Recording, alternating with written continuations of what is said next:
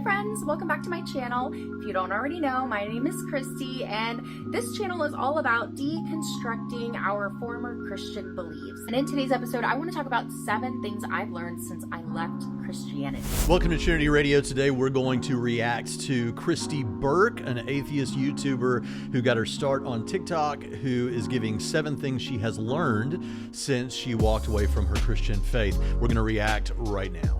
The first thing that I've learned since leaving Christianity is that the world is not black and white. The church would have you believe that there is a right and a wrong. There is good and there is bad. There is black and there is white, and there is nothing in between. But my experience tells me that's just not the case. Since I left Christianity, the world has become so much more colorful.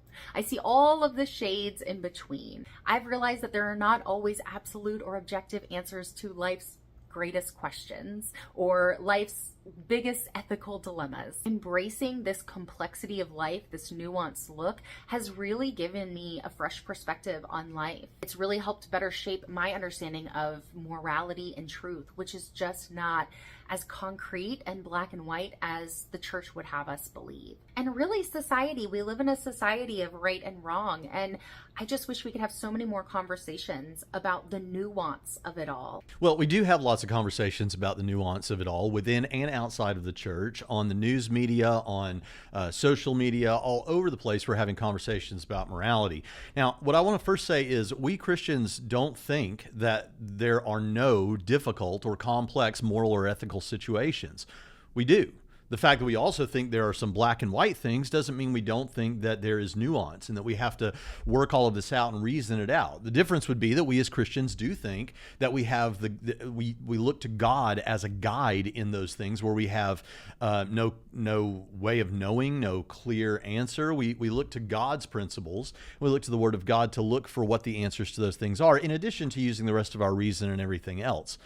But this idea that we don't see nuance or that it's all black and white from the Christian perspective, I just don't know where you get that at all. I mean, we'll talk about how it could seem that way in just a moment, but think about it from this perspective. Theologians have often differed, whether they're Calvinist or not Calvinist, whether they believe in determinism or not. Theologians have differed about whether or not God is bound kind of almost deterministically to only and always choose the best possible thing in any given situation, because if he is all-knowing and all-powerful and everything like that and omnibenevolent, then he is kind of, it seems, bound by his nature to do only the best things. And theologians debate about this. But whenever the debate is had, we might say something like, well, look, okay, if we're talking about God, for an analogy, if I were to say, okay, I want to give my wife something nice today, and so I could get her chocolates, or a box of chocolates, or I could get her flowers. Now, which one of those is going to be better? Well, with my wife, it actually probably would be the chocolates, but let's just say I don't know. And from my perspective, it's her enjoyment of that, the right thing to do if I want to bring my wife joy in such a situation. There might be a right answer on some microscopic level that maybe she's not even completely aware of, but I'm not aware of it. So whether I get the flowers or the chocolate, it's all the same in the end for her, let's say. But with God, God knows in any given choice that he makes, he knows what would be on any microscopic level the most right or best outcome choice to make in that situation. Right? So the point is, we don't know what that is, but we can imagine that there is a best choice. And you don't have to believe in God to think, if I did know everything, if I had all of the information before me about the movements of every molecule and how everyone would feel and how this would affect everything and all of those kind of things in front of you, one of these choices would, on some microscopic level, be better than another choice. Sure. So in that sense, we could say black and white, maybe there is always an ultimate best choice to make. But from our perspective as humans, we don't always know what that is. It's often very difficult for us. And so we do have these nuanced ethical and moral discussions about what the right thing is. It's not always just so black and white like it's made to sound here. Now, why would someone feel like it is black and white? Well, I'm not saying this about Kristi here, but it could be that someone feels like the church is being black and white about everything if there is some particular issue where they would like there to be more nuance, or they think there's more nuance. And Christians don't think that, they do think it is pretty black and white. Let's use a really obvious example. And again, I'm not pushing this on Kristi for sure, but over the weekend, this past weekend, there was an assassination attempt on Trump's life. It's the news all over the world, right? Okay, so most people look at that, no matter what their political affiliations, and they say that's bad. That is morally wrong, and we should not want something like that. That's morally bad. But as we've seen this weekend, there are actually a number of people who think that there's room for more nuance here. Maybe if this particular guy is an insurrectionist, maybe if this or that. I'm not saying that we should do it, but maybe there's more moral nuance there than it seems like. And we've all seen these kind of comments and even some people joking about it and that sort of thing. So what this goes to show us is sometimes there are what most people consider to be black and white issues. Obviously, there's nuance. We don't claim that there isn't nuance from our perspective in trying to find the right answer in a particular issue. That's why we appeal to God and we look for his guidance as best we can as believers in those things. But injecting nuance when things are black and white is extremely dangerous. And I think we've seen obvious examples of that lately. So the second thing that I've learned since leaving Christianity is that if there is a God and God exists and God wants me to find him or her or them, that I would have already found them. Now, later in this video, Kristi is going to say that it's okay to say, I don't know. And there's a lot of things you just don't know about some of the big questions of life. But here she's making a real straightforward knowledge claim that if there is a God, she would already know about it. She would have already found him.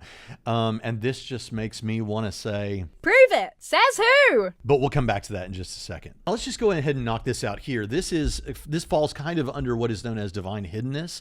If there's a God who made everything, why does he seem so hidden? And of course, we get into the discussion of, well, many of us don't think it seems hidden, that God seems hidden at all. We look at the design that is all around us. We think about the existence of everything, our consciousness, and we start to think that every physical object and concept up for discussion in the universe can be used as part of a compelling reason to believe that some God exists that is consistent with Christianity. But we understand that for many people, that's not the way it seems to them. And we understand that not everyone sees it that way.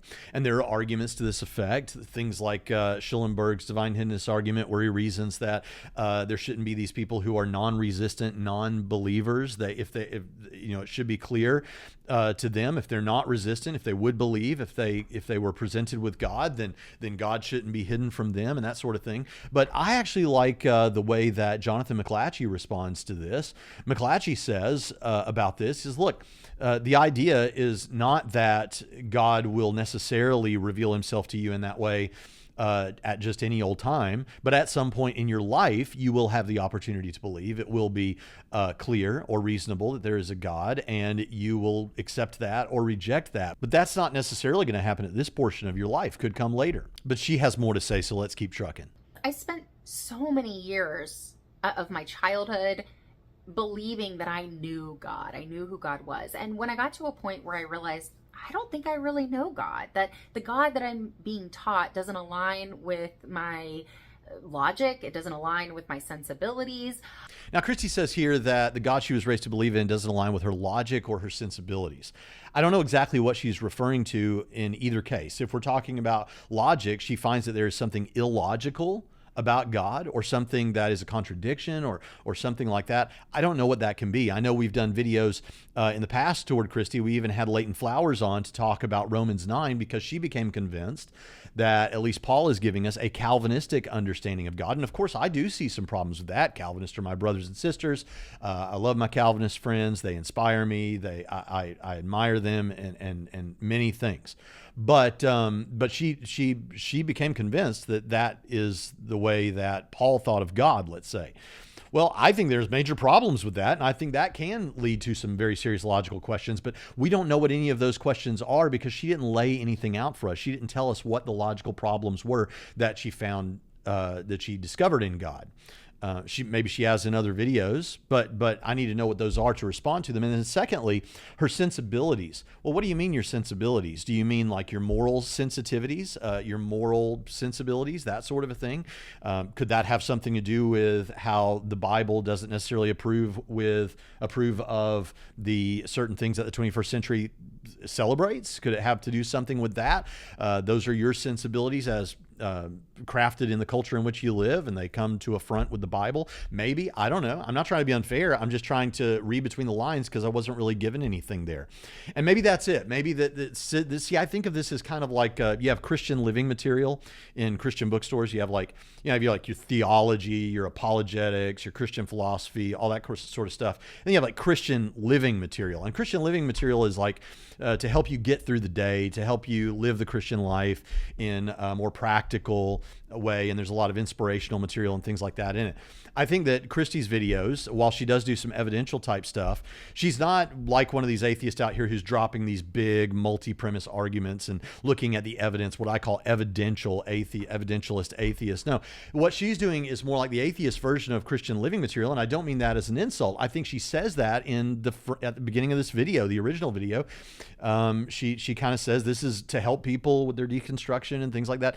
So I think this is kind of on that level. And maybe the idea there is to be kind of ambiguous about exactly what you mean when you say it's illogical or doesn't fit your sensibilities, because there may be a number of people out there watching your videos who are going through deconstruction and they want to attach their logical issues or the problems with that it affronts their sensibilities or something. But here we have this claim. I need to know what exactly you're talking about in order for us to respond to it. I became very lost. I was raised in a church that taught me that the single most important thing you could ever do in life is find God. And even outside of the Christian bubble, I think that this is a very common belief, even for people who might not be Christian or maybe are just spiritual. They have this idea that God must be sought. Yeah, maybe those kind of people, whether they're Christian or not, are resonating with the thinking of someone like C.S. Lewis when he says Christianity, if false, is of no importance, and if true, of infinite importance. What it cannot be is moderately important. Because here's the deal, whether there is a God or not, knowing whether there is a God or considering the possibility that there is a God is vitally important for you because it impacts so many aspects of life. It touches on so many different areas of your worldview. And the stakes, depending on who the God is, could be high. And so it does become an important issue to consider. I am begging you to reveal yourself. Please show up in my life. Show me the truth. This is so important and I want to find you.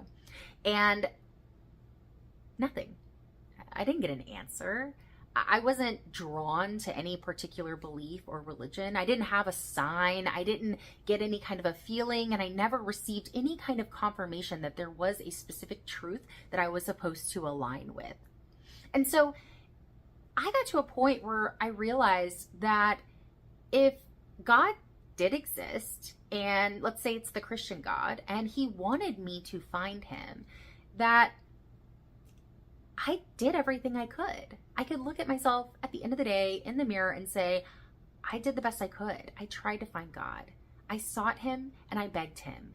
And if that's not good enough for God, then God's either kind of an asshole or he just doesn't exist. Okay, so she's looking for some sort of a confirmation, but is she looking for confirmation in the way that it's most likely to come, or is she looking for confirmation in a way that would be most experientially impressive to her? Maybe I'll get a sign, she says, or maybe I'll have some impulse or feeling or confirmation in that regard. Well, what I think we're doing is we're looking at the Word of God. We're looking at the evidence for the truth of the central truth claims of Christianity, the resurrection case, good arguments for God's existence. I'd like to know what your responses to those things are. And once you see that it's reasonable and it makes sense and it seems like this is where the evidence is pointing, you trust in it and you believe it. I don't know why it has to be some supernatural sort of a sign or some feeling-based thing that kind of swells up inside of you. I mean, I think that does happen for some people, and yeah, that would be great. I would love that, but I don't think that we're guaranteed anything like that. And if that sort of measure isn't there, well, then that doesn't mean that there's no God. That doesn't mean the Christian God doesn't exist or something. That just means you were looking for something that you weren't guaranteed to get. Moving on, the next thing I learned since leaving Christianity is that it's okay to say, I don't know. In my conversations with Christians who are trying to prove God to me, I might say that I'm an atheist. I don't believe in God. And Christians might come back with, well, who do you think created us? Where do you think this universe came from? Where are you going when you die? And I say, I don't know. Yeah, so on the one hand, I want to applaud her here. I absolutely think it's good to say, I don't know if you don't know. I tell people when I speak at churches or when I speak at conferences that, hey, if you've never heard of Christian defense ever before, you can actually be a Christian defender, a Christian apologist as soon as you walk out the doors of this building. Because even though you might not be ready to be an answer giver because you don't know the answers yet, you can be an answer finder for people. You can go find the answers, but you have to be willing to do that. You have to be willing to say to them, that's a good question. I don't know the answer to that, but I'll go try to find out. I'll seek out an answer and we can talk about it more. And in that way, you can be an answer finder for people, even if you're not ready to be an answer giver. So I do think that if you don't know, you say, I don't know. Because if you do act like you know and you don't know, even from a Christian perspective, that's how false religions get started. That's how cults get started. Okay, so we don't want to act like we know things that we don't know. On the other hand, if we do, using I don't know can be something that is employed as a way of getting out of a really good argument. And it seems like we've got a really good argument going. The intuition seems working well. The reasoning seems working well. And we get to a certain point, and then it's like, I don't want to go there, so I don't know. Now, if that's not you, if the shoe doesn't fit, then don't wear it. But it does happen. And so my question for you is, or my advice for you is, if you don't know something, then don't act like you know it. But don't say, I don't know, and I don't think you do either, as a way of escaping the teeth of an argument. Because in that way, you're actually no longer looking for truth. You're trying to obfuscate the truth. So the next thing I learned is that love does not threaten or condemn. Hell is a very scary threat. And whether Christians believe that hell is eternal suffering, temporary suffering, or just eternal separation from all that is light and good, it's a scary threat. Nobody wants to go there. And yet Christians persistently threaten other people with it. I struggle a lot knowing that most of my family and people I used to attend church with believe that I deserve to go to hell. And not only that, but they worship and love the God that they believe will send me there. But I also have to recognize that they also believe that they deserve to go to hell and that they love and worship a God who has threatened to send them there. And I just think that that's so sad, that their most definitive example of love comes with conditions and condemnation. Their most definitive example of love comes with conditions. Well, I realize that we could love someone unconditionally. I think I love my children unconditionally. I think I love my wife unconditionally. But in terms of the arrangement that we're discussing, on the Christian view, the understanding of the relationship that we have with God is a covenant relationship. We have one covenant that we still kind of observe in society today broadly, and that's the marriage covenant. It's not exactly just a contract. It's more than a contract, because it's a contract of sorts that you covenant this thing together with and before God and with others. And so it's a promise. It's an oath. It transcends merely a contract. However, let's just say that you're in this covenantal contract that you're going to have with another person. That perhaps that sort of a marriage relationship is what a secularist might consider as like one of the greatest examples of the go-to for love, like unconditional love, is a marriage situation. Now, even though adultery is never really mentioned in the wedding vows, what those two people know and what everyone sitting there watching knows is that one of the likely scenarios is that though we're making all these very lofty bonds and oaths and promises to each other, and we're agreeing to all of these obligations and duties, the reality is if you cheat on me or if I cheat on you, it damages this in a very serious way. And it could damage it in such a way that the covenant is now, we leave the covenant behind. That can happen. That does happen, obviously, right? So what we're saying about the relationship, the covenant relationship that we have with God, is there is a covenant. You can have life or you can have death, right? And you've said, you've got these ideas about hell, but you've said any understanding of Christian judgment, any understanding of Christian hell. So rather than going to like the worst possible scenario of being like tortured eternally, the reality is, look at it this way, because this very well fits nicely within Christianity, is here's the covenant. If you get in the covenant and you are faithful to God in that way, then you can have life. That's a benefit. That's an incredible thing, that this God is willing to covenant with you and offer you this everlasting life. If you don't get in on that covenant, well, then death. That's what's going to happen. So is that a paradigm of love? Yes, it's a paradigm of love that God is offering you a covenant that if you will agree to it, if you will get inside of it, you get everlasting life. If you don't, then what are we going to do? You're left as you are. You're left to your own devices, and you don't have any devices to get you out of this coming death that will be everlasting that's facing you. And in the similar way with the marriage covenant, which would probably be the secular paradigm for love that we're talking about here, even though we're promising there, we're making all these obligations, all these covenants, all these promises, all these kind of things, we're making this covenant. Ultimately, this could all fall apart if you get outside of the covenant. And one way that can happen is with something like adultery. So I don't think this is unique. This is just how we're talking about how covenants work. And yes, God is very loving to offer you life, and your family doesn't want you to be outside of that covenant because they don't want you to face death forevermore. The next thing I learned is that feelings do actually matter. And that kind of seems like common sense, something everyone should think and know. But when it comes to being raised in a fundamentalist environment, you're not really told that your feelings are important or that they matter, especially if your feelings go against whatever God or the church wants for you. I was taught over and over again in Sunday school and youth group to disregard my feelings. Get rid of my own desires, my own wants, my own needs. They don't matter. I need to die to myself so that Jesus can live through me. He can be a bright, shining light through my vessel. And isn't that just such a terrible thing to teach to children and adults alike?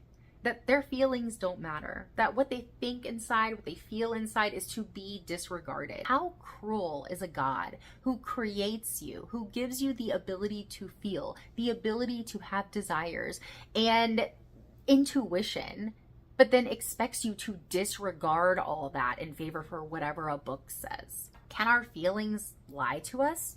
Sure. Can our feelings mislead us?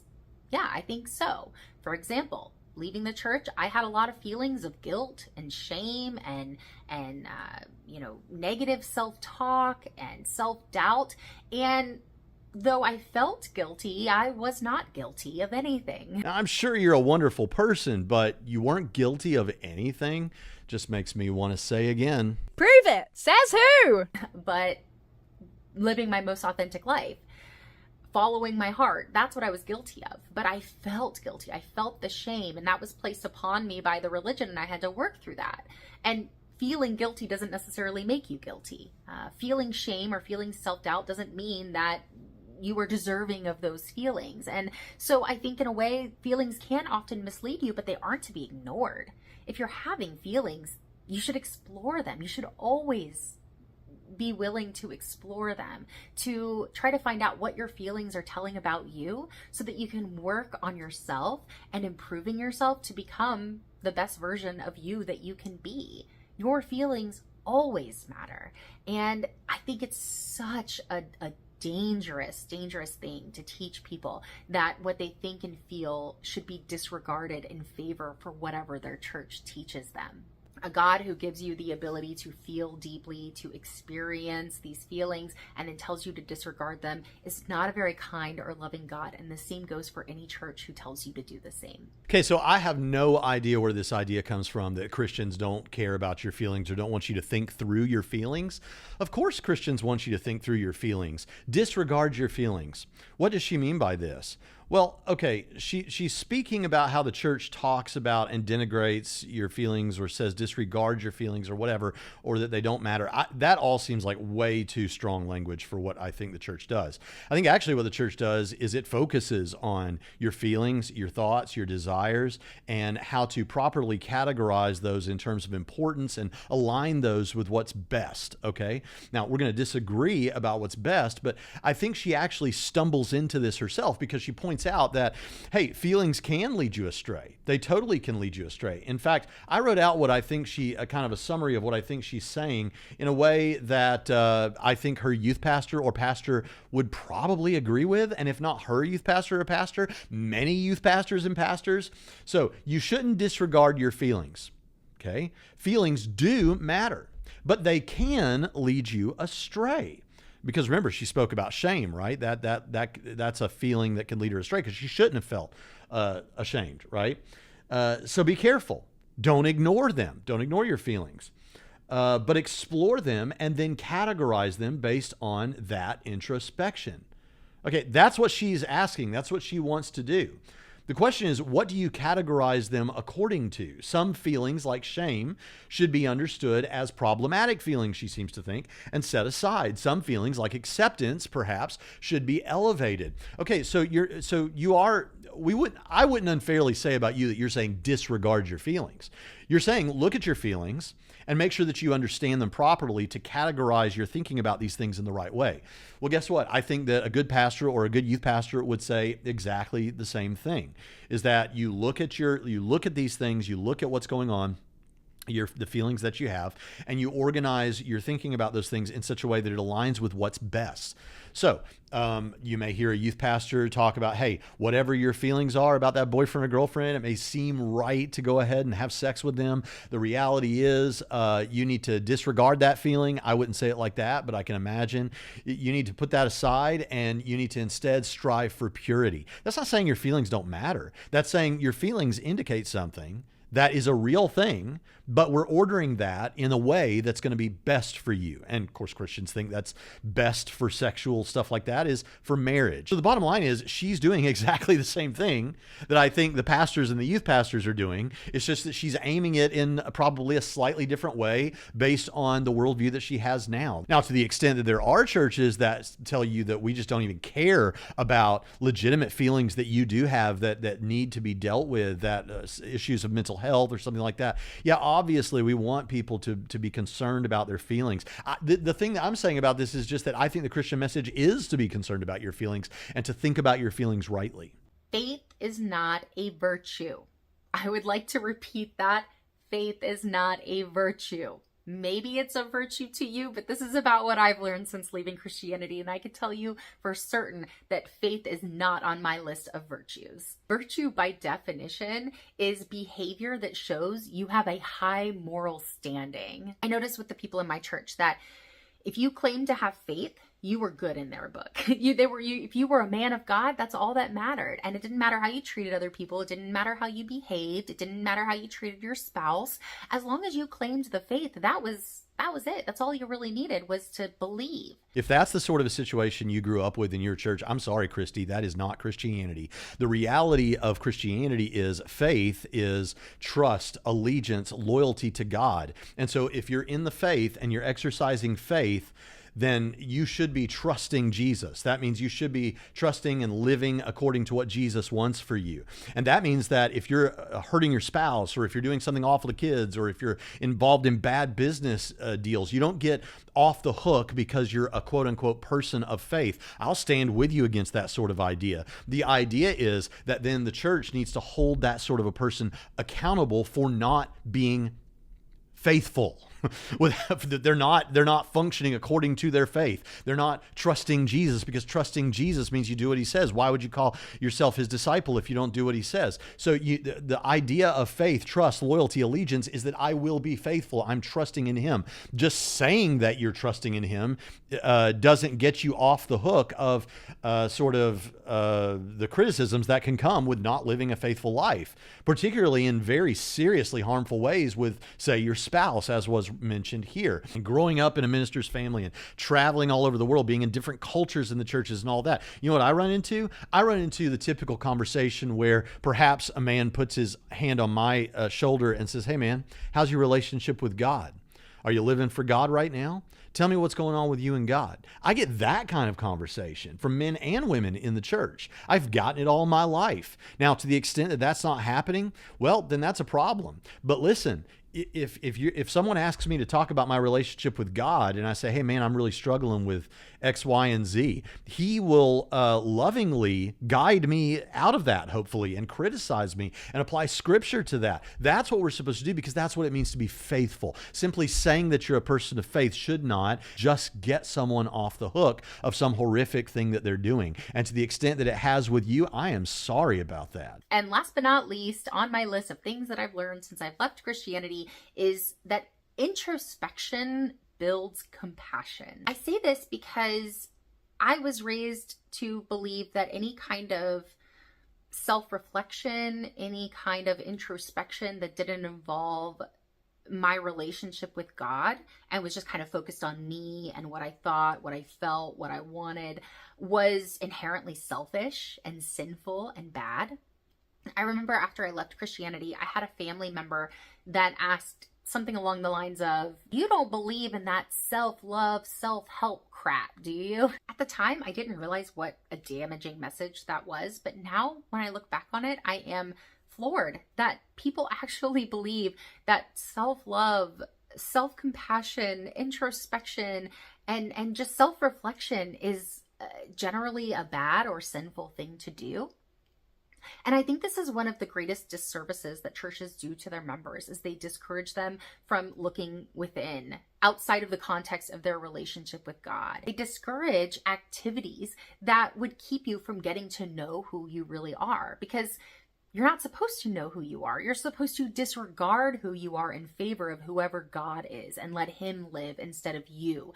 And so this dismissal of your identity is so damaging to so many people. And I think it holds people back from being able to be compassionate and empathetic. Okay, so first I want to agree that there are theologies out there that could lead a person to having very little self-confidence and all these horrible things that she's talking about, and I want to reject that as well. But I don't think it's a problem with introspection. Let's go back to what she was saying about feelings a moment ago and the paradigm that we constructed there, because we saw there that it wasn't really that the church was saying something entirely different than how she now thinks of it, namely that you should just completely disregard feelings. It's that you should recognize the feelings that you think are going to be the best for you, and you categorize everything according to that, and just understand yourself better with respect to some goal that you have for yourself, some standard, let's say, that you have for how you're trying to live your life, and you categorize these feelings around that sort of thing. Same with introspection.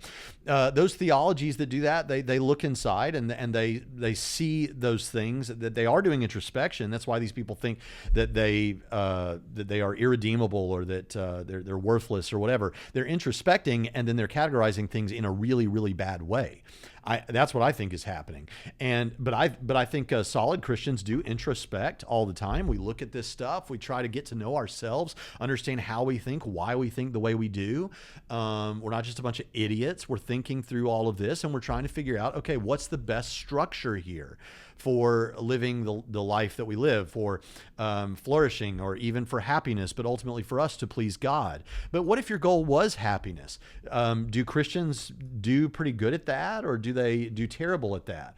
Well, according to a Pew Research Center report that was given on January 31st, 2019, actively religious people are more likely than their less religious peers to describe themselves as very happy. Now look, this introspection is done, and what I would say, that makes sense, because I look inside of myself, I see these things, I try to organize them rightly into a way that I think God wants. And I think if you're trying to organize your life and your thoughts and everything around the designer and who made you and what he thinks you should do, and you think you're doing that, I think that's going to lead to a better situation. Now, obviously for Christians, you could have other circumstances in life, a bad marriage, all kinds of things that could impact your happiness. So I'm not saying all Christians are going to be just incredibly happy, but I'm just saying that kind of a report doesn't surprise me, because I do think we're introspecting. We're just arranging our worldview differently, and that impacts our thoughts and feelings.